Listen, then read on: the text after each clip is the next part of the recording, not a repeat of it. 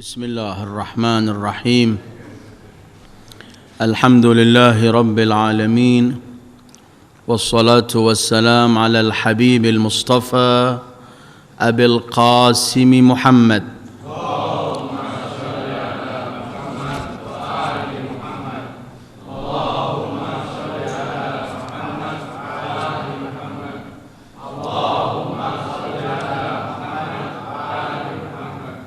وآله الطيبين الطاهرين وأصحابه المنتجبين ومن تبعه بإحسان إلى يوم الدين اللهم بحق محمد وآل محمد عليك صل على محمد وآل محمد وارزقنا ووالدينا وأزواجنا وأولادنا وذرياتنا من بعدنا حب محمد وآل محمد اللهم أحينا على ذلك وأمتنا على ذلك واحشرنا في زمرة من أحب محمدا وآل محمد مع محمد وآله يا كريم أعوذ بالله من الشيطان الرجيم إنما يريد الله ليذهب عنكم الرجس أهل البيت ويطهركم تطهيرا صدق الله العلي العظيم أيها الإخوة السلام عليكم ورحمة الله وبركاته Alhamdulillah pada malam ini Allah pertemukan kita kembali setelah beberapa minggu absen. Kita bertemu pada malam ini dan kita sedang dalam bulan Jumada Ats-Tsaniyah. Bulan Jumada Ats-Tsaniyah adalah bulan Zahra. Bulan untuk putri Rasulullah sallallahu alaihi wa alihi. Bulan untuk waktunya kita mengenang beliau. Waktunya kita mengenang dan membaca biografi, kemudian menambah rasa kecintaan kita kepadanya. Karena dalam bulan Jumada Tsaniyah pada tanggal 3 adalah hari wafat putri kesayangan Rasulullah. Sementara kelak pada tanggal 20 hari milad atau hari kelahiran beliau. Walaupun ada riwayat yang mengatakan bahwa pada 13 Jumada al-Ula itu hari wafat beliau. Cuman yang lebih populer Jumada Tsaniyah tanggal 3 hari wafat beliau, tanggal 20 hari kelahiran beliau. Di hari wafat maupun di hari milad Zahra kita akan berhenti sejenak mengenang Zahra. Mengenang sosok manusia yang tidak pernah dilupakan oleh Rasulullah sallallahu alaihi wasallam. Mengenang sosok manusia yang paling dicintai Rasulullah. Sehingga setiap muslim yang masih menjadikan Sayyidil Wujud Muhammad sallallahu alaihi wasallam nabinya dan panutannya, maka setiap muslim wajib mencintai Fatimah karena Rasul mencintai Fatimah. Allah berfirman, "Wa ma atakumur rasulu fakhudhuhu wa ma nahakum anhu fantahu." Apa yang diperintahkan Rasul wajib kalian ambil dan laksanakan, dan yang dilarang tinggalkan. Apapun yang disenangi Rasulullah, maka setiap muslim wajib menyenangi, mencintai hal itu. Siapapun yang dibenci Rasulullah, maka setiap muslim wajib membenci orang itu. Karena pegangan hidup kita hanyalah Sayyidil Wujud Muhammad sallallahu alaihi wa alihi. Tolak ukur kita untuk memberi dan menolak, untuk mencintai dan membenci, untuk apapun dalam kehidupan kita, tolak ukur kita hanya beliau Sayyidil Wujud sallallahu alaihi wa alihi. Karena begitulah perintah Allah, agar kita tidak mendahului Rasulullah, agar kita hanya berkata sami'na wa ata'na di hadapan Rasulullah. Kita dilarang mendahului Rasulullah dalam semua hal kita, karena gamblang Allah berfirman, la tuqaddimu baina yadayillah wa rasulih wattaqullah. Jangan sekali-kali kalian mendahului Allah dan Rasulnya dalam menentukan sesuatu. Bukan hanya dilarang mendahului ketentuan Rasul, mengangkat suara di atas suara Rasul pun dilarang oleh Allah. Bahkan memperoleh ancaman yang dahsyat. Siapa yang mengangkat suaranya di atas suara Rasul akan dibatalkan dan dihapus seluruh pahala amalnya, amal perbuatannya.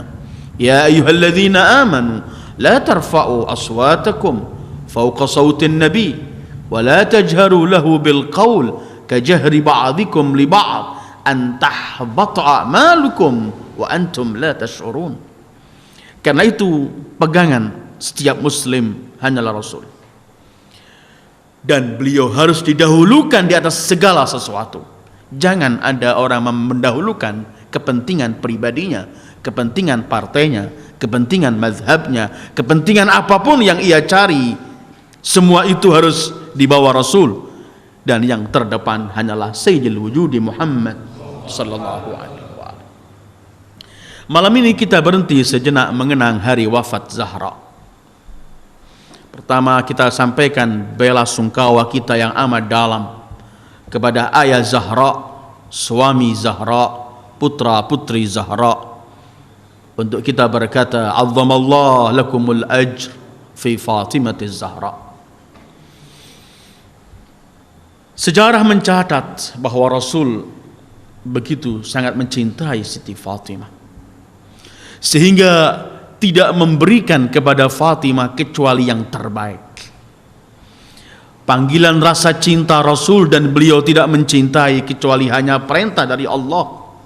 Karena seorang maksum seperti Rasul tidak bakal melakukan sesuatu kecuali hanya merupakan perintah Allah. Wa ma yantiqu anil hawa in huwa illa wahyun yuha.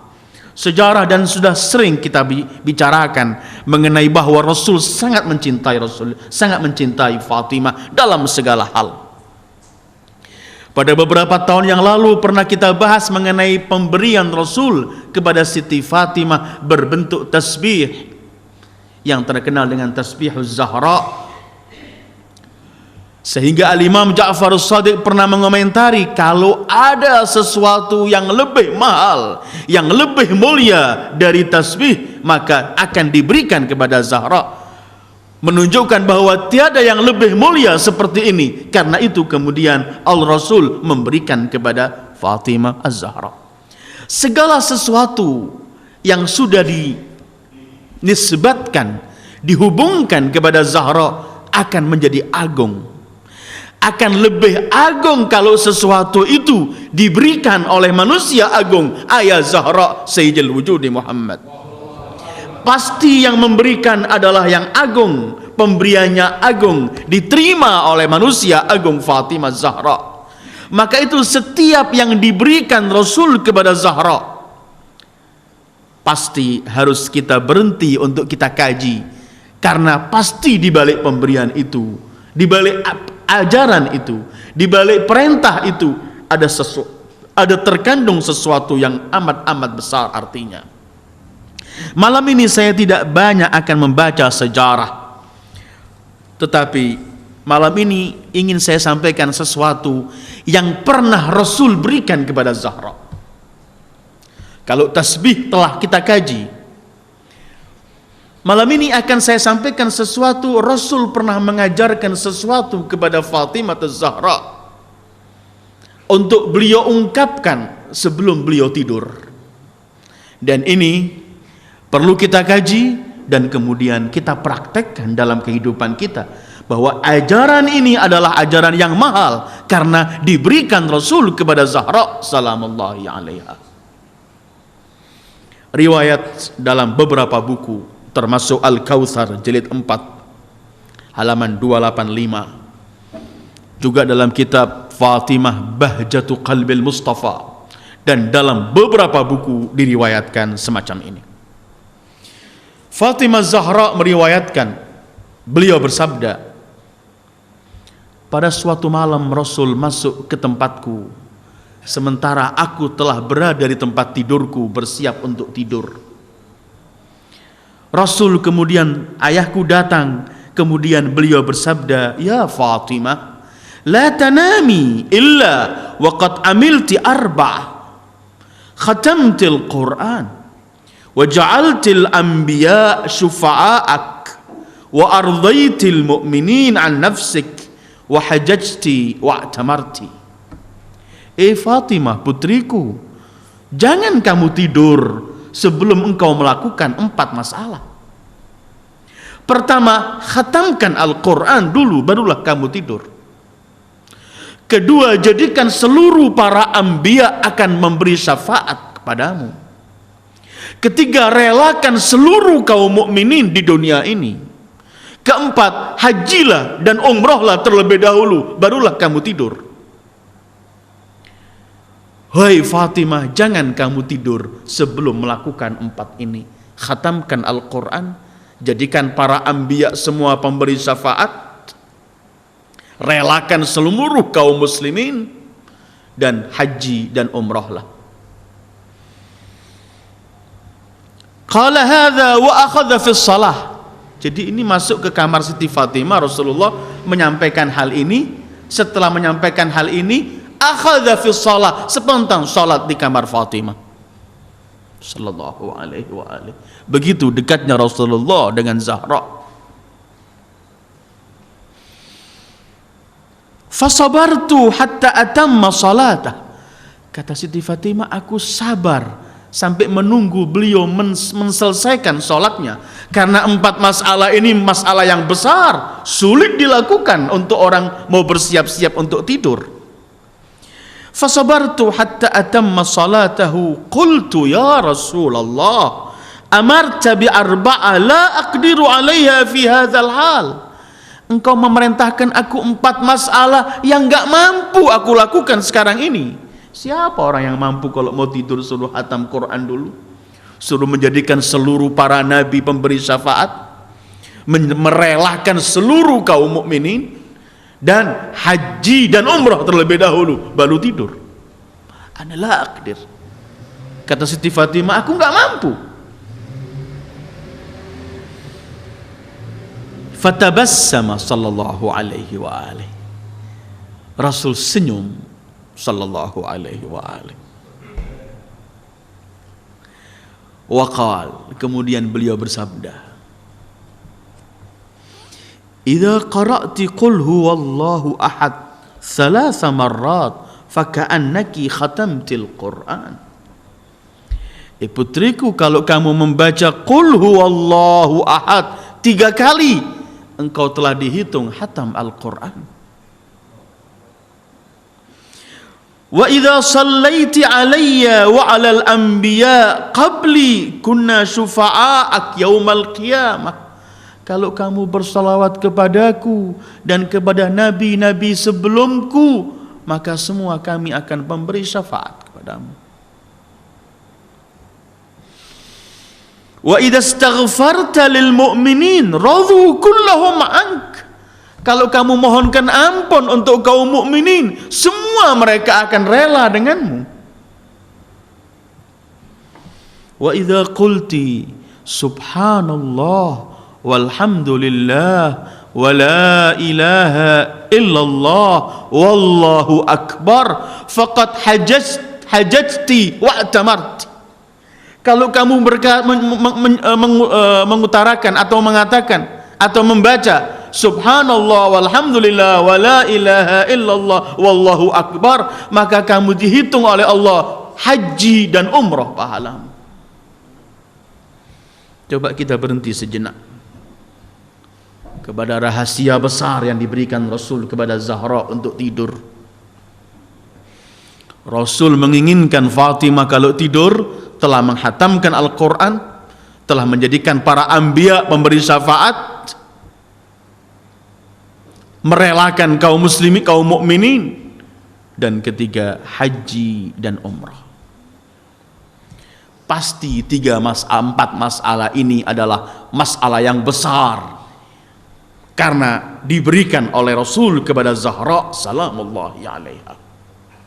Dan ini diajarkan untuk kita semuanya, pengikut Rasulullah, pecinta Zahra, pengikut Ahlul Bait. Siapa kita yang tidak ingin para anbiya kelak akan memberikan syafaat pada kita? Siapa kita yang tidak ingin kalau mau tidur sudah hatam Al-Quran? Siapa kita yang tidak menginginkan kaum mukminin semua rela? Siapa kita yang enggak ingin kalau waktu tidur telah memperoleh pahala haji dan umrah? Ayyuhal ikhwah, mari kita berhenti sejenak pada 4 masalah ini, agar kemudian kita tahu rahasia apa sebenarnya. Dan sebelum saya sampaikan 4 masalah ini, perlu kita yakini terlebih dahulu bahwa orang tidur itu adalah antara 2. Dia bisa kembali bangun, bisa juga ia selesai langsung kembali tidak kembali. Karena Allah menggambarkan tidur itu adalah kematian juga. Dalam surat Az-Zumar Allah pernah berfirman, Allahu yatawaffal anfusu hina mautiha wallati lam tamut fi manamiha fayumsiku allati qada 'alaiha al-mauta wa yursilul ukhra ila ajalin musamma inna fi dzalika laayatin liqaumin yatafakkarun. Allah lah yang mematikan semua jiwa ketika mati, dan yang tidak ketika waktu tidur. Jadi Allah mencabut ketika mati dan ketika tidur. Ketika tidur maka fayumsik, enggak dikembalikan lagi roh itu oleh Allah, jiwa itu. Ketika masih diinginkan untuk hidup, yursilul ukhra, dikembalikan oleh Allah jiwa itu ila ajalin musamma, sampai ajal yang telah ditentukan oleh Allah. Karena itu kemudian riwayat demi riwayat mengajarkan kepada kita agar kita apabila tidur, tidurlah dalam waktu mempunyai wudhu, karena kita tidak tahu kembali atau tidak nafas ini. Tidurlah dalam keadaan yang benar. Tidurlah dalam keadaan sudah tidak lagi mempunyai hukuk adami, karena belum tahu ketika ia tidur. Karena itu Al-Imam Ja'farus Shadiq, beliau pernah meriwayatkan dalam rangka ayat Zumar tadi, beliau bersabda, idza awa ahadukum ila firashih falyaqul Allahumma in ihtabastu nafsi fahtabisha fi mahalli ridwanik wa maghfiratik fa in radattaha ila badani fardudha mu'minatan arifatan bihaqqi awliyaik hatta tatawaffaha ala dhalik. Hendaklah setiap salah seorang di antara kalian setiap pergi ke tempat tidurnya berkata, ya Allah, aku telah menjaga diriku, maka jagalah engkau yang menahan. Letakkanlah jiwaku ini di tempat ampunan dan kerelahanmu. Kalau kamu kembalikan jiwaku, maka kembalikan ke badanku dengan keadaan mukminah, tetap beriman dan mengetahui hak-hak para auliamu, sampai kelak wafat tetap membawa iman. Beliau pun meriwayatkan, idza aradta an-naum faqul Allahumma inni amsaktu nafsi farhamha wa in arsaltaha fahfadha. Aku telah serahkan jiwaku sekarang ini. Kalau terus langsung mati, berilah rahmat. Kalau kamu kembalikan, jagalah ya Allah. Luqmanul Hakim ketika menasihatkan putranya, gampang beliau berkata, kama tanam tamut wa kama taqum tub'ats. Sebagaimana kamu tidur, itulah kematian. Sebagaimana kamu bangun dari tidurmu, itulah hari kebangkitan. Karena itu banyak doa-doa yang dianjurkan untuk kita baca dalam arti tidur, dalam waktu mau tidur. Itulah yang disampaikan oleh Rasulullah sallallahu alaihi wasallam. Banyak doa-doa yang harus kita hafal, kita baca dalam doa. Setidaknya jangan sampai jiwa ini lepas ketika kita tidur, tidak kita akhiri dengan membaca kalimat Allah, asma'ullah. Ada kadang-kadang orang tidur diiringi tidurnya dengan lagu-lagu. Ada orang tidur diiringi dengan cerita-cerita yang enggak mendekatkan ia kepada Allah. Sementara tidur adalah kita tidak tahu kembali atau tidak jiwa ini. Karena itu tidur harus ada persiapan. Harus ada persiapan. Setidaknya kita punya wudhu dalam tidur. Dan kita baca apa yang harus kita baca dengan nama Allah. Sehingga ketika nyawa ini tidak ada atau ruh ini tiada kelak ketika wafat, dan saat itu kita telah mengutarakan sesuatu. Dan kita pun dalam kehidupan kita kan sering mendengar orang tidur, paginya dibanguni sudah tidak ada, udah mayit. Itu sering kita dengarkan tetangga kita, keluarga kita, siapapun. Dan memang semacam itu sebagaimana ayat Zumar 42 tadi. Karena itu kemudian rahasia dalam membaca doa ketika tidur harus kita perlu perhatikan. Dan ini salah satu yang diajarkan oleh Rasul kepada Zahra. Beliau pun pernah mengajarkan kepada Zahra untuk berkata takbir 34, tasbih, tahmid 33 sebelum tidur. Dan ada beberapa riwayat, tetapi ini salah satu riwayat yang Rasul ajarkan kepada Zahra. Kita dianjurkan untuk membaca Qul huwallahu ahad. Kalau kemudian kita baca riwayat demi riwayat, Qul huwallahu ahad sangat besar nilainya di sisi Allah. Saya akan bacakan beberapa riwayat keagungan Qul huwallahu ahad dan seluruh ayat Al-Quran agung, dan masing-masing selalu kita bahas masing-masing surat, bahkan ada masing-masing ayat mempunyai keistimewaan dan keutamaan tersendiri. Rasul ketika memilih untuk Fatimah agar menghatamkan Al-Quran, karena Rasul bersabda Qul huwallahu ahad adalah sepertiga dari Al-Quran. Kalau kita baca 2 kali berarti 2/3. Kalau kita baca 3 kali berarti pelak kita hatam Al-Quran. Al-Imam Al-Baqir diriwayatkan oleh anak putranya Al-Imam Ja'far As-Sadiq, ayahku selalu kalau dalam sholat witir selalu membaca Qul huwallahu ahad dan dibaca 3 supaya dalam witir beliau hatam Al-Quran kesemuanya.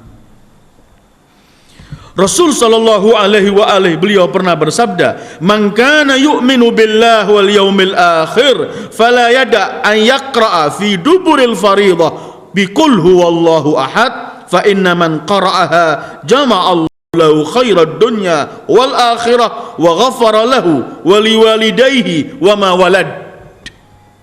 Rasul bersabda, siapa yang beriman kepada Allah dan hari kemudian, jangan tinggalkan setiap habis salat fardu untuk membaca Qul huwallahu ahad. Siapa yang melakukan dan membacanya, Allah akan berikan kepadanya kebaikan dunia dan akhirat. Allah akan ampuni dosanya, Allah ampuni dosa kedua orang tuanya, dan Allah ampuni dosa anak-anaknya. Qul huwallahu ahad. Pernah kan saya ceritakan bahwa Rasul sallallahu alaihi wa alihi ketika mengantarkan jenazah Sa'ad bin Mu'ad, beliau mengangkat dari kanan kembali ke kiri, terus nggak pakai sandal, nggak pakai serban, melakukan hal-hal yang aneh saat itu Rasulullah, sehingga Rasul ditanya, kenapa engkau ya Rasulullah melakukan hal semacam ini? Rasul bersabda, demi Allah yang menghadiri jenazah Sa'ad bin Mu'ad ini 70.000 para malaikat termasuk Jibril.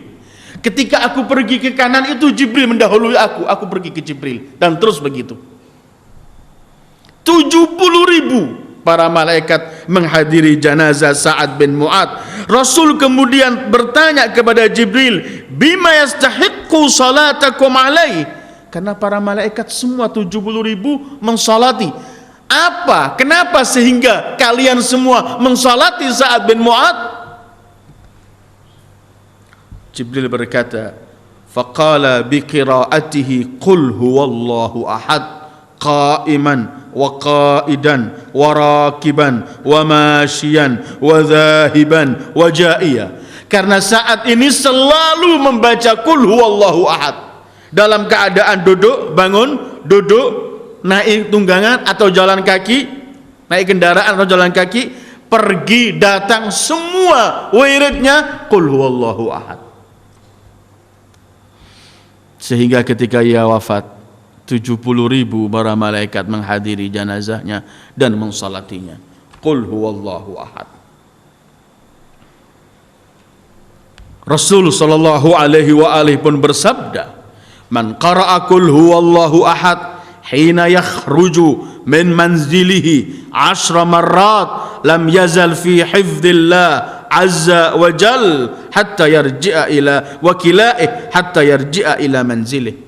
Siapa seseorang yang kalau keluar dari rumahnya baca qul huwallahu ahad 10 kali, Allah selalu menjaganya dalam lindungan Allah sampai ia pulang ke rumahnya dalam lindungan Allah. Qul huwallahu ahad. Ini yang Rasul merintahkan Zahra, bacalah 3 kali, dan nilainya pun seperti hatam Al-Quran. Rasul pun bersabda sallallahu alaihi wa alihi, man qara'a qul huwallahu ahad hina ya'khudh madja'ahu ghafarallahu lahu dzunuba 50 sana. Siapa orang ketika mau tidur baca qul huwallahu ahad, Allah ampuni dosanya selama 50 tahun. Qul huwallahu ahad. Begini kemurahan Allah, begini kebesaran rahmat Allah. Kita mengatakan satu kalimat, tapi ayat ini suatu hari kita akan membaca tafsir ayat ini sehingga kita harus tahu bagaimana besarnya ayat ini. Pernah Rasulullah mengutus Sariyah, utusan peperangan. Imam Ali dijadikan pemimpin saat itu. Setelah kembali, Rasulullah tanya kepada orang-orang yang bersama dalam Sariyah itu, dalam utusan itu, gimana? Bagaimana kalian melihat Ali bin Abi Thalib bersama kalian selama ini? Oh, sebaik-baik orang yang mendampingi kita. Cuman kata mereka, selama dalam bepergian, sholatnya kalau sama kita tidak ada kecuali yang dibaca qul huwallahu ahad. Selalu baca qul huwallahu ahad. Ini laporan mereka. Kemudian Rasul menoleh kepada Ali, faqal, ya Ali, lima fa'alta. Kenapa kamu cuma baca itu? Imam Ali, beliau menjawab, lihubbi liqul huwallahu ahad. Karena cintanya ana sama qul huwallahu ahad, kata Imam Ali. Faqala Nabi, ma ahbabtaha hatta ahabbaka Allah azza wa jalla. Kamu tidak mencintainya qul huwallahu ahad sampai kemudian Allah akhirnya mencintai kamu karena kamu mencintai qul huwallahu ahad. Qul huwallahu ahad. Karena itu kalau kita baca 3 berarti seakan-akan kita khatam Al-Quran. Pada suatu hari Rasul depan para sahabatnya, beliau berkata sallallahu alaihi wa alihi, ayyukum yasumud dahar. Siapa di antara kalian yang puasa sepanjang tahunnya? Saumud dahar. Salman angkat tangan, ana ya Rasulullah. Siapa yang puasa setahun penuh? Salman berkata, aku ya Rasulullah. Fa ayyukum yuhyil lail. Siapa di antara kalian yang selalu bangun malam, enggak pernah tidur kalau malam? Salman angkat tangan, ana ya Rasulullah. Pertanyaan ketiga, fa ayyukum yakhtimul Qur'an kulla yaum. Siapa di antara kalian yang setiap hari menghatamkan Quran? Ana ya Rasulullah. Puasa setahun ana, bangun malam terus enggak pernah tidur ana. Salman angkat tangan ini. Salman yang mendapat titel paling besar ketika Rasul menyebutkan Salman minna ahlal bait. Siapa yang hatam tiap hari Al-Quran anak? Orang-orang yang dulu sekilanya Salman, ya Rasulullah, Salman ini cuma pura-pura. Kita tahu kalau malam tidur, kita tahu makan gak puasa terus, kita tahu sering gak baca Quran, kapan hatamnya? Kata Rasulullah, salhu, tanyakan dia. Mereka datang, ya Salman, kamu jangan berbohong. Kami tahu kamu nggak pernah puasa selamanya. Sering kami menyaksikan kamu makan. Salman kemudian berkata, aku sebenarnya puasa setiap bulan 3 ayyamil bid. Sementara Allah berfirman, man jaa bil hasanah falahu asyru amsalihha. Allah berfirman, siapa yang melakukan satu perbuatan, aku lipatkan 10 kali. Kemudian aku sambung puasaku dengan Sya'ban, dengan Ramadan. Maka Habibi Rasul menyebutkan, siapa yang puasa semacam ini, pahalanya seperti puasa setahun penuh. Kata mereka, enggak apa-apalah. Tapi kenapa kamu berkata bahwa kamu setiap hari bangun malam, tidak pernah kamu tidur, sementara sering aku melihat, kami menyaksikan kamu tidur? Apa kata Salman? Lakinni sami'tu habibi Rasulullah yaqul, man bata ala tuhrin faka'annama ahya al-laila kullah wa ana abitu ala tuhur. Aku mendengarkan kekasihku Rasul sallallahu alaihi wasallam bersabda, siapa yang tidur dalam keadaan suci, maka Allah hitung dia seakan-akan bangun malam sepanjang malamnya, dan aku tidak pernah tidur dalam keadaan tidak suci, maka aku terhitung adalah orang yang bangun malam selama hidupku. Kemudian mereka bertanya, "Hei Salman, kamu juga mengaku hatam Quran setiap hari. Kita melihat kamu sering gak membaca Al-Quran." Salman beliau pun bersenyum, kemudian beliau mengatakan, aku mendengarkan kekasihku Rasulullah bersabda bahwa Al-Quran, bahwa Qul huwallahu ahad adalah seperti sepertiga Al-Quran, maka yang membaca 3 kali berarti hatam Al-Quran, dan aku tidak pernah lepas, setiap hari aku membaca 3 Qul huwallahu ahad. Fatimah, jangan kamu tidur sebelum kamu hatamkan Al-Quran. Dan ini jawabannya. Menghatamkan Al-Quran sebelum tidur artinya membaca Qul huwallahu ahad 3 kali, dan itu nilainya seperti hatam Al-Quran. Kedua, Fatimah, jangan kalau kamu mau tidur, jadikan seluruh para anbiya akan memberikan syafaat kepadamu. Zahra pun memiliki syafaat tersendiri, cuman mengagungkan para anbiya dan mengajari kita yang akan membaca apa yang dibaca Zahra untuk memperoleh syafaat para anbiya. Bagaimana cara memperoleh syafaat para anbiya? Berselawatlah kepadaku dan kepada nabi-nabi sebelumku. Jadi ketika kita berselawat, Allahumma salli ala Muhammad wa ali Muhammad wa alal anbiya wal mursalin, cukup. Ketika kita berselawat, kita ikutkan para anbiya dan mursalin dalam selawat kita, maka seluruh anbiya kelak akan memberi syafaat kepada kita. Ini yang diajarkan Rasul kepada Zahra. Jangan tidur sebelum hatam Quran, dan jangan tidur sebelum kamu jadikan seluruh para anbiya memberikan syafaat kepadamu. Alangkah indahnya orang mau tidur membasahi lidahnya dengan menyebut nama Allah, membaca Qul huwallahu ahad, kemudian bersalawat ala Rasul sallallahu alaihi wasallam. Begitu besar pahala salawat, semua kita tahu. Bagaimana Rasul sallallahu alaihi wasallam bersabda bahwa setiap orang salawat sekali Allah balas 10. Dalam riwayat Ahlul Bait Allah balas 1000 kali. Bukan cuman itu, kita dikeluarkan dari kegelapan menuju cahaya. Huwallazi yusalli 'alaikum wa malaikatuhu liyukhrijakum minadh-dhulumati ilan nur. Kita ketika mau tidur, kita ingin lepas dari semua kegelapan yang ada pada kita dengan cara kita berselawat, agar kemudian dimentaskan oleh Allah dari kegelapan menuju kepada cahaya. Salawat, orang mau tidur, apalagi orang salawat sampai tertidur dalam keadaan salawat, alangkah besarnya pahalanya. Bukankah pernah saya sampaikan dalam satu majelis di sini bahwa ketika Rasul sallallahu alaihi wasallam Mi'raj, beliau menemukan malaikat sedang khusyuk konsentrasi menghadapi hal. Ketika Rasul bertanya pada Jibril, siapa ini? Dan malaikat itu dalam riwayat disebutkan tangannya 1000, jari-jarinya pun ribuan.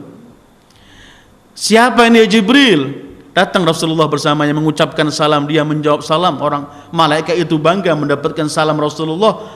Jibril berkata, ini malaikat yang menghitung semua tetesan hujan yang turun di bumi. Semua dihitung. Rasul bertanya, "Hai malaikat, apakah kamu tahu semua setiap tetesan hujan ini kamu tahu di dunia?" "Iya, saya menghitungnya, semua terhitung, dan Allah berikan kekuasaan bagiku untuk mampu menghitung semua itu." Cuman satu, ya Rasulullah, ya Muhammad ibn Abdullah, yang gak bisa aku hitung ini cuman satu. Apa kata Rasulullah? Pahala orang yang bersalawat kepadamu ya Muhammad. Allahumma salli ala Muhammad wa ali Muhammad. Ini pahalanya, dan sekian banyak pahala. Karena itu kemudian Rasul menganjurkan, jangan tidur sebelum kamu menjadikan seluruh para anbiya akan memberikan syafaat kepadamu dengan cara bersalawat kepada Rasul dan kepada para al-anbiya sebelumnya. Simpel yang diajarkan Rasul untuk Zahra, tapi semua yang sudah nempel ke Zahra akan menjadi agung. Tasbih Zahra simpel orang melihat, tapi begitu besar pahalanya, seperti yang pernah kita bahas beberapa tahun yang lalu. Sehingga Imam Ja'far pernah mengatakan, kami mengajarkan kepada anak-anak kami mengucapkan tasbih Zahra seperti kami mengajarkan mereka sholat dan cara sholat. Persis, karena agungnya ini. Ini pun begitu. Putriku, jangan tidur sebelum mengkhatamkan Al-Quran, dan jangan tidur sebelum kamu jadikan para anbiya semua akan memberikan syafaat kepadamu. Ketiga, jangan tidur putriku sebelum kamu jadikan seluruh kaum mukminin rela denganmu. Allahu Akbar. Kita tidur, kita jadikan kaum mukminin rela. Tadi kan Rasul menjawab, bagaimana cara merelakan mereka? Mohonkan ampun untuk mereka. Artinya kita setelah baca kulhu 3 kali, baca salawat pada Rasul dan pada anbiya wa alal anbiya wal mursalin, kemudian kita mengatakan astaghfirullah lil mu'minin wal mu'minat. Ini mengampunkan, memohonkan ampun kaum mukminin dan mukminat ini, seluruh kaum mukminin akan rela. Akan saya bacakan beberapa riwayat ayyuhal ikhwah, supaya kita tahu besarnya pahala orang berdoa untuk orang lain. Jangan kita selalu doa Rabbighfirli wahdi, aku sendiri, jangan. Doakan yang lain, rahmat Allah luas. Jangan takut kalau kita mendoakan yang lain gak kebahagiaan. Justru doa yang paling mustajab kalau kita mendoakan orang lain. Karena riwayat demi riwayat menjelaskan, setiap kita mendoakan orang lain, malaikat berkata, malaikat mendoakan untuk kita, walaka mithlu, kamu juga kami doakan memperoleh seperti itu. Saya apabila doa, belum tentu doa saya diterima. Saya masih banyak dosa, banyak hijab macam-macam. Tapi kalau malaikat mendoakan saya, pasti diterima oleh Allah doanya para malaikat. Kalau saya mendoakan orang lain, ya Allah berikanlah ampunan pada fulan, malaikat berkata, kamu pun kami doakan semoga Allah mengampuni kamu. Berarti ketika kita mendoakan orang, jaminan doa kita diterima oleh Allah karena malaikat mendoakan pada kita langsung. Justru riwayat-riwayat dalam Ahlul Bait mengajarkan kita kalau sholat malam, untuk kita mendoakan orang lain, disebut namanya 40 orang apabila fulan sampai 40 orang, dan setiap kita doakan itu Allah, malaikat mengatakan walaka. Kita akan membaca Zahra salamullahi alaiha, diriwayatkan oleh putranya Al-Imam Hasan, aku mendengarkan ibuku dalam mihrabnya di malam Jumatnya ketika bangun malam berdoa dan menyebutkan semua orang didoakan, fulan semua disebutkan, tetangga-tetanggaku. Ketika pagi hari aku berkata, ibu, aku mendengar kamu doakan semua orang, kamu sebut nama-namanya, kamu enggak doakan untuk kita. Kata Zahra, ya bunai al-jar thumma dar, dahulukan tetangga baru kita penghuni rumah. Hai Zahra, jangan tidur kata Rasulullah sebelum kamu relakan seluruh kaum mukminin. Dengan cara kita berkata astaghfirullah. Saya bacakan beberapa riwayat. Saya kutip dari tafsir Al-Mu'in lil wa'idhin wal mutta'idhin. An Nabi sallallahu alaihi wa alihi. ma min mu'minin wala mu'minatin madha min awwalid dahr wa huwa atin ila yaumil qiyamah illa wa hum syufa'a liman yaqulu fi du'a'ih Allahumma ighfir lil mu'minina wal mu'minat wa innal 'abda la yu'maru bihi ila an-nar yaumal qiyamah fayashab fayaqulu al mu'minuna wal mu'minat ya rabbana hadha alladhi kana yad'u lana fashaffi'na fihi fayashfa'uhumullah fayanju.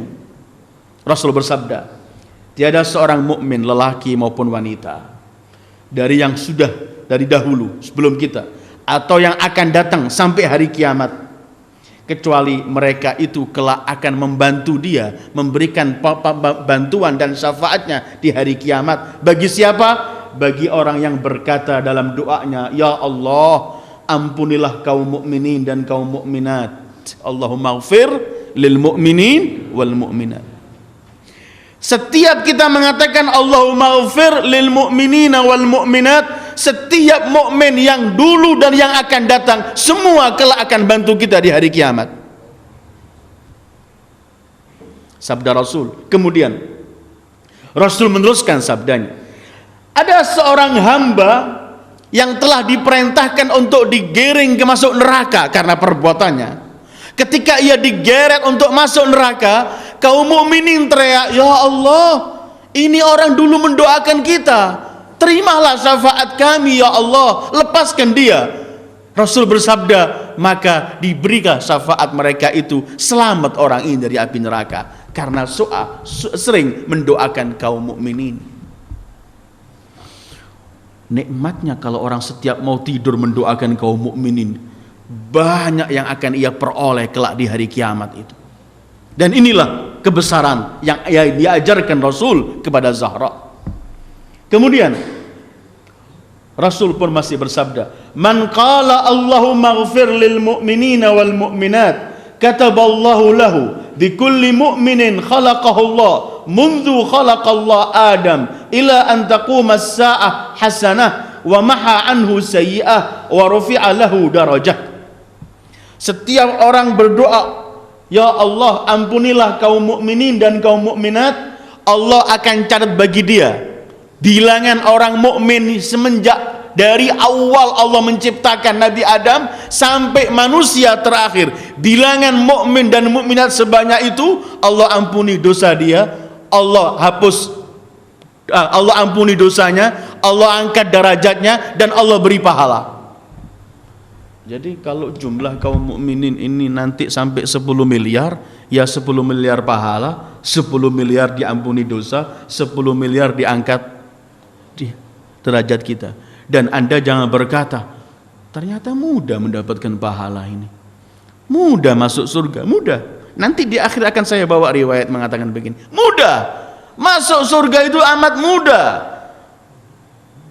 memperoleh pahala Allah amat mudah karena Allah Maha Mulia. Yang bahaya itu adalah kalau kita sudah memperoleh pahala, kita bakar pahala kita dengan amalan-amalan yang dilarang. Berapapun banyaknya, kalau kita bakar habis. Ini besarnya mendoakan kaum mukminin dan mukminat. Kemudian Al-Imam Shadiq pernah meriwayatkan, idza qala ar-rajul Allahumma ighfir lil mu'minina wal mu'minat wal muslimina wal muslimat al ahya'i minhum wa jami'il amwat raddallahu alaihi bi adadi man madha wa man baqiya min kulli insan da'wah. Orang yang berdoa, ya Allah ampunilah kaum mukmin dan mukminat, muslimin muslimat, Allah kembalikan semua bilangan kaum mukminin ini, Allah jadikan sebagai doa dan akan memanggil dia kelak. Sebagai doa yang kita sampaikan kepada Allah, dan mereka pun akan mendoakan kita. Kemudian beliau masih menyebutkan, man qala kulla yaumin khamsan wa ishrina marrah Allahumma ighfir lil mu'minina wal mu'minat wal muslimina wal muslimat kataballahu lahu bi adadi kulli mu'minin madha wa kullu mu'minin baqiya ila yaumil qiyamah hasanah wa maha anhu sayyi'ah wa rafa'a lahu darajah. Setiap orang setiap hari mengatakan Allahumma ighfir lil mu'minin wal mu'minat, Allah akan berikan ia pahala 25 kali. Allah berikan pahala sebilangan kaum mukminin yang pernah ada sampai hari kiamat. Allah ampuni dosanya, Allah berikan ia pahala, Allah naikkan derajatnya. Ayyuhal ikhwah, sampai begini Islam itu mengajari kita untuk memikirkan yang lain. Dan ketika kita cuman mengatakan Allahumma ighfir, Allah membalas kita dengan begini besarnya pahala, karena di balik kita memohonkan ampun pada mereka itu ada rahasia besar, berarti kita masih memikirkan mereka, masih mencintai mereka, masih ingin memberikan yang terbaik kepada mereka. Karena itu Allah berikan pahala yang besar. Fatimah, jangan kamu tidur sebelum kamu hatamkan Al-Quran, sebelum kamu jadikan para anbiya pemberi syafaat, sebelum kamu relakan seluruh kaum mukminin dan mukminat. Hei Fatimah, jangan kamu tidur sebelum kamu haji dan umrah. Allah, pahala haji begitu besar ayyuhal ikhwah, pahala umrah begitu besar. Tapi Rasul bersabda pada Zahra putriku, jangan tidur sebelum kamu haji atau umrah.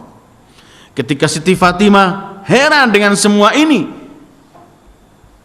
Rasul menjelaskan, putriku, kalau kamu berkata subhanallah, alhamdulillah, wa la ilaha illallah, wallahu akbar, maka kamu dihitung oleh Allah telah haji dan umrah. Besarnya kalimat ini, subhanallah, maha suci Allah. Ketika kita mengesahkan Allah, membersihkan dari segala sifat-sifat yang gak layak pada Allah, nunazzih, tasbih yang sebenarnya. Karena itu para malaikat yusabbih. Bahkan pernah kita bahas dalam tafsir Baqarah kemarin bahwa segala wujud ini bertasbih kepada Allah. Tidak ada satu makhluk pun yang gak bertasbih kepada Allah, siapapun. Wa in min syai'in illa yusabbihu bihamdih walakin la tafqahuna tasbihahum. Kemarin saya sampaikan sama antum riwayat sampean, baju pun bertasbih. Ingat ketika Rasul berkata kepada Aisyah, Aisyah, cucilah dua bajuku ini. Kata Aisyah, kemarin sudah kita cuci ya Rasulullah. Rasul kemudian bersabda, ama alimti anna thawba yusabbih fa idza tasakha inqata'a min tasbihi. Tidakkah kamu tahu bahwa baju ini bertasbih kepada Allah? Kalau kotor, dia berhenti dari tasbihnya. Karena itu kalau kotor cepat basuh. Wa in min syai'. Karena itu ungkapan subhanallah, para malaikat yusabbihunallah tidak pernah selesai. Setiap hidup mereka tasbih. Kalimat subhanallah membawa arti yang besar. Ini yang disebut Rasulullah sallallahu alaihi wasallam ketika beliau pulang dari Mi'raj. Beliau menceritakan para sahabatnya, aku melihat malaikat membangun istana di surga. Tengah-tengah bangun mereka berhenti. Aku datangi dengan Jibril, kenapa kalian berhenti? Kata mereka, kami tunggu bahan bangunannya, dari kiriman bahan bangunan dari dunia. Kata Rasulullah, apa bahan bangunan? Kiriman apa yang kalian tunggu? Bahan bangunan untuk bangun istana di sana itu apa? Mereka berkata, ungkapan subhanallah walhamdulillah wa la ilaha illallah wallahu akbar, sedang ngirim bahan bangunan. Ketika Rasul cerita ini, kata sahabatnya, ya Rasulullah, mudah ke surga ini ternyata, mudah mendapatkan pahala besar. Kata Rasulullah, memang mudah, cuman hati-hati, jangan kamu bakar. Jangan kamu bakar, jangan kamu batalkan. Banyak yang membatalkan amal kita. Tadi kan saya baca, mengangkat suara di atas suara Rasul membatalkan amal kita. Sedekah pakai diungkit-ungkit, pakai menyakiti orang yang menerima, batal pahalanya. Ya ayyuhalladzina amanu la tubtilu shadaqatikum bil manni wal adha, batal. Banyak yang membatalkan amal kita. Kalau kita jaga, enggak kita bakar sendiri, insyaallah aman. Jangan mendapatkan banyak tapi dibakar. Berapapun banyak bilangan, kalau kita bakar habis. Silahkan Anda mengumpulkan barang yang repot besar, mungkin perlu sekian ribu, sekian ratus kuli, sekian hari mengumpulkan. Tapi untuk membakar cepat, 1 jam 2 jam habis semua itu dengan semua isinya. Kiriman, kalau nganggur-nganggur kirim ke sana bahan bangunan untuk surga kita. Subhanallah walhamdulillah wala ilaha illallah wallahu akbar. Dan masing-masing kalimat ini ada nilainya di sisi Allah. Subhanallah dan semua ini memberatkan timbangan kelak di hari kiamat. Sepertinya ringan di lisan, tapi berat timbangannya di mizan. Walhamdulillah, ungkapan alhamdulillah pernah kita bahas. Setiap orang mengucapkan alhamdulillah begitu besar pahalanya di sisi Allah. Bisa dirujuk dalam surat Fatihah ketika sampai pada alhamdulillah, bahwa ungkapan alhamdulillah merupakan syukur terbesar. Nabi Allah Musa pernah berkata, ya Allah, apa syukurnya Adam kepadamu ini? Kamu ciptakan dia, kamu tiupkan roh, kamu perintahkan para malaikat sujud kepadanya. Bagaimana ia mensyukuri nikmatmu? Kata Allah, Musa, cukup ia berkata alhamdulillah. Bukankah kita pernah baca Al-Imam Ja'far Shadiq meriwayatkan, siapa orang yang berkata alhamdulillahi rabbil alamin setiap pagi 4 kali, Allah telah hitung ia mensyukuri semua nikmat yang Allah berikan dari pagi sampai malam. Ketika malam berkata 4 kali lagi, Allah hitung dia telah mensyukuri semua nikmat yang Allah berikan dari malam sampai pagi hari. Alhamdulillah. Kita baca Al-Quran, setiap Nabi memperoleh kebaikan, alhamdulillah. Ibrahim ketika melihat anaknya besar, alhamdulillah. Beroleh apapun berangkatnya alhamdulillah. Sampai ketika kita berhenti di depan pintu surga, yang kita bawa pun kalimat alhamdulillah. Alhamdulillahilladzi sadaqana wa'adah wa awrathana al-ard natabawwa'u minha haitsu nasha' ila akhir. Alhamdulillahilladzi hadana lihada wa ma kunna linahtadiya laula an hadana Allah laqad ja'at rusul rabbina bil haqq. Alhamdulillah, subhanallah walhamdulillah wa la ilaha illallah, Allahu akbar. Tiada kalimat lebih agung dan lebih besar dari kalimat la ilaha illallah. Rasul pernah bersabda, afdal ma qultuhu ana wan nabiyyun min qabli la ilaha illallah. Semulia-mulia yang kuungkapkan dan yang diungkapkan oleh para nabi-nabi sebelumku adalah la ilaha illallah. Imam Ali pernah di Kufah di mimbar memakai serban Rasulullah, jubah Rasulullah. Kemudian beliau berkata, ayuhan nas, hei semua manusia, inna hahuna la ilman jamma. Di sini penuh dengan ilmu, di sini titipan Rasulullah, tanyalah kepadaku. Imam Ali memang pintu kota ilmu Rasul. Ada seorang bernama Ibnul Kawa. Angkat tangan, dia tanya, ya Ali, dia bilang, antara tempat kamu berdiri sekarang ini sama Arsyullah berapa jaraknya? Ibnul Kawa. Kata Imam Ali, sal tafaqquhan wala tas'al ta'annutha. Kamu bertanyalah untuk menambah ilmu, jangan tanya untuk sok melayang tombang kecongkaan. Tetapi selagi kamu telah bertanya, pasti akan kujawab. Kata beliau, antara tempatku sampai Arsyullah cukup seorang mukmin dengan ikhlas mengatakan la ilaha illallah. Belum puas Ibnul Kawa, ia berkata, apa pahala orang yang membaca ya Ali? Imam Ali kemudian bersabda, idza qalaha marratan, kalau ia berkata sekali, mahallah dzunubahu, Allah hapus semua dosanya seperti orang menghapus titik hitam satu di lembaran putih, habis semua dosanya. Wa in qalaha thaniyah rafa'at ila sama, hatta qalatil malaika ikhsha'u li'azamatillah. Kalau mengucapkan la ilaha illallah kedua kalinya, kalimat ini naik ke langit sehingga seluruh para malaikat berkata di antara mereka, berkhusyuklah dan agungilah kalimat ini. Wa idza qalaha thalithah waqafat bi'izai arsyillah. Kalau membaca sampai ketiga kalinya, kalimat itu akan berhenti di arsyullah. Dan ketika kalimat itu sampai di arsyullah, qala Allah wa izzati wa jalali wa uluwi wa kibriyai la aghfiranna liqailiki bimakan. Kalau sudah sampai di arsy yang ketiga kalinya, Allah berfirman, demi kemegahanku, demi keperkasaanku, demi kekuatanku, demi kecongkaanku, dan demi semua kemuliaanku, akan kuampuni siapa yang mengucapkan engkau wahai kalimat la ilaha illallah, apapun dosa orang itu. La ilaha illallah, kalimat yang terbesar. Tiada kalimat semacam ini.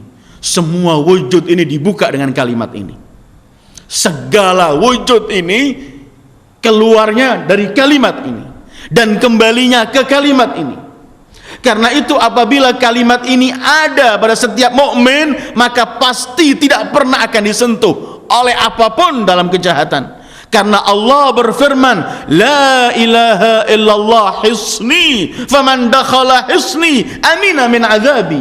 La ilaha illallah, bentengku yang benteng ini aman dari siksaanku. Fatimah, jangan tidur sebelum kamu haji atau umrah. Bagaimana haji dan umrah ya Rasulullah? Mengucapkan subhanallah walhamdulillah wa la ilaha illallah wallahu akbar. Terakhir kita menyebut kalimat Allahu akbar. Kalau orang udah meresapi kalimat Allahu akbar, nggak ada yang besar di hadapan dia, semuanya kecil. Karena itu Allah pilih kalimat ini untuk kita baca, untuk kita bawa dimulai adzan sampai sholat, kita bawa ini Allahu akbar. Allah nggak mengizinkan kita untuk membawa nama yang lain, Allahu a'zam, Allahu arham, la akbar. Allah ingin mengajarkan kepada kita apabila kita meresapi kalimat Allahu akbar, kita akan lihat bahwa selain Allah kecil. Ketika kita masih menganggap ada yang besar, berarti resapan kita terhadap Allahu Akbar belum sampai pada puncaknya. Orang muslim yang sudah memiliki Allahu Akbar, dia nggak bisa diancam, nggak bisa ditakuti, nggak bisa diapakan, karena yakin bahwa yang besar cuma Allah dan selain Allah kecil. Dan kalimat ini apabila didengungkan dengan keyakinan yang besar, dia lebih dahsyat dari bom itu sendiri. Baca yang belum lama, mungkin kita masih menangi. Baca sejarah atau yang ditulis mengenai peperangan Afghanistan dengan Soviet yang lalu. Berapa banyak prajurit Soviet mundur dan ketakutan menyerahkan senjata cuman dengan kalimat takbir Allahu Akbar. Rasul pun ketika mengucapkan kalimat ini, roboh semua benteng-benteng Yahudi. Allahu Akbar, kharibat Khaybar, hancur Khaybar. Ini yang diminta oleh Rasul ketika mengajarkan kepada putrinya Zahra, kalau mau tidur mengulangi kalimat-kalimat ini. Mau tidur, bacalah kulhu 3 kali. Mau tidur, berselawatlah kepada Rasul dan pada anbiya sebelum Rasul. Mau tidur, mohonkanlah ampun untuk kaum mukminin. Mau tidur, bacalah subhanallah walhamdulillah wa la ilaha illallah Allahu akbar. Karena taruhan tidur ini bisa kita bangun, bisa nggak bangun. Sebagaimana yang saya baca ayat Zumar tadi, bisa sekaligus dicabut oleh Allah. Jangan sampai dicabut nyawa kita dalam keadaan tidur, sementara kita sebelum tidur kita nggak isi dengan kalimat Allah, kita nggak sebut nama Allah. Sebut nama ini di hati anda keluarkan, terserah, yang penting ada ungkapan untuk menyebut nama Allah. Ayyuhal ikhwah, dalam mengenang hari wafat Zahra, kita ingat apa yang diajarkan Rasul pada Zahra. Hei Fatimah putriku, jangan tidur sebelum kamu mengkhatamkan Al-Quran. Jangan tidur sebelum kamu jadikan seluruh para anbiya menjadi pemberi syafaat. Jangan kamu tidur sebelum kamu relakan seluruh kaum mukminin. Jangan tidur sebelum haji dan umrah. Khatam Quran artinya kulhu 3 kali. Menjadikan para anbiya semua memberi syafaat pada kita, artinya berselawat pada Rasul dan pada nabi-nabi sebelumnya. Merelakan kaum muslimin artinya kita mohonkan ampun untuk mereka. Astaghfirullah lil mu'minin wal mu'minat. Haji dan umrah artinya kita membaca subhanallah walhamdulillah wa la ilaha illallah wallahu akbar. Dan satu lagi, Rasul pernah menyebutkan innal quluba la tasda' kama yasda'ul hadid. Hati ini bisa berkarat seperti besi berkarat. Fama jala'uha ya Rasulullah. Bagaimana cara membersihkan karat ini? Rasul bersabda, ungkapkanlah kalimat la ilaha illallah.